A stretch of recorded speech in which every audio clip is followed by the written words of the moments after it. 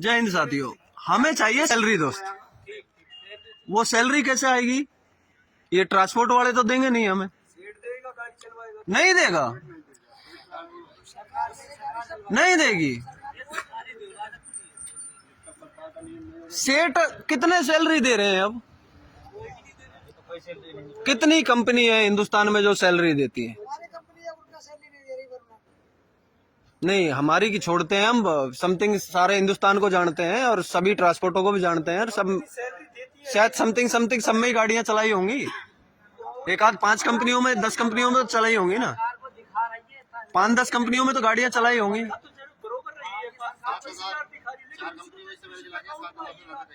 मतलब 4 कंपनियों में चलाई जिनमें 7,000 से ज्यादा सैलरी नहीं है। नहीं है ना। आज के समय में यदि कोई झाड़ू मारने वाला है तो उसकी भी कम से कम 10, 12 या 15,000 सैलरी होगी। होगी ना। और उसकी ड्यूटी कितनी है? 8 घंटा है। और सबसे बड़ी बात देखो, उसका नसीब। बेशक वो गंदगी को साफ करता है, सबसे अच्छा काम है वो, लेकिन उसकी नसीब देखो कि उसे कोई है या तू नहीं कह सकता या रह नहीं कह सकता।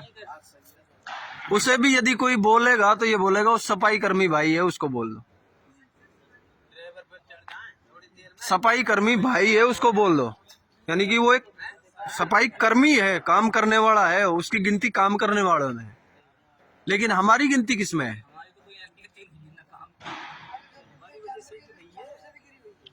नहीं है ना। उसका मुख्य कारण है हम लोगों का किसी दूसरे के हाथ में चले जाना। हम लोगों का किसी दूसरे के हाथ में चले जाना, उसका मुख्य कारण यह है। क्योंकि आपके पास वरना वाले किसी मैनेजर के नंबर नहीं है, ना सेठ के नंबर है। आप इस ड्राइवर से कांटेक्ट में आए होंगे, ये ड्राइवर उस ठेकेदार के कांटेक्ट में आया होगा। आपको उस ठेकेदार के नंबर दे दिए गए, ठेकेदार से आपने बात की, ठेकेदार गया वरना वाले के पास, मेरा एक ड्राइवर है, इसको चढ़ा दीजिए। हाँ, फलानी गाड़ी खड़ी है, दे दे। यही हुआ है ना। जैसे ही आप परमिट लेने के लिए गए, लाइसेंस दे, आधार कार्ड दे, पैन कार्ड दे, बैंक कॉपी दे, या सिग्नेचर कर या अंगूठा लगा, यही हुआ है ना। लेकिन वो जो गारंटर है उस भाई से तो कुछ नहीं लिया गया। नहीं लिया गया ना।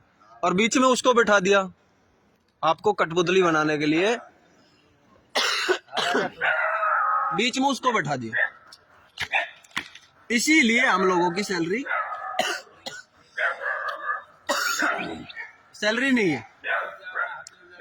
हमें आयोग चाहिए, हमें हमें ड्राइवर आयोग चाहिए। सिंपल 2 टप्पे की बात है, ज्यादा बड़ी नहीं। हमें ड्राइवर आयोग चाहिए। ड्राइवर आयोग में क्या क्या आएगा वो एक बहुत बड़ा मैटर, काफी बड़ा है। लेकिन उसमें से मुख्य मुख्य चीजें हैं जो आप लोगों को बता देता हूं। पहला है ड्यूटी टाइम टेबल, दूसरा है सैलरी, तीसरा है सुविधा, चौथा है सिक्योरिटी, पांचवा है आपका भत्ता, इंश्योरेंस, पीएफ, छठा आपका मेडिसिन, आपके बच्चों का मेडिसिन, कोई भी बात हो जाती, पूरी गारंटी उस कंपनी की होगी जिसके अंदर वो गाड़ी चलाता है। जब से वो ड्यूटी पे चढ़ता है, ड्यूटी से उतरता है, उस कंपनी की जवाबदारी है, उस कंपनी का वो आदमी। ये नहीं होगा अब कोई भी हादसा हो गया, कंपनी ने हाथ उठा दिए, बीच वाला ठेकेदार ही खा गया क्लेम, ये नहीं हो।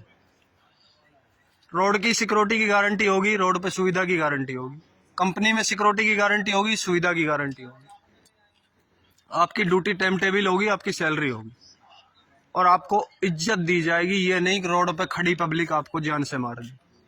यदि कोई हादसा भी हो गया तो आपको तू या है तेरी करने की जरूरत नहीं, छाती चौड़ी करके वहीं खड़े हो जाना।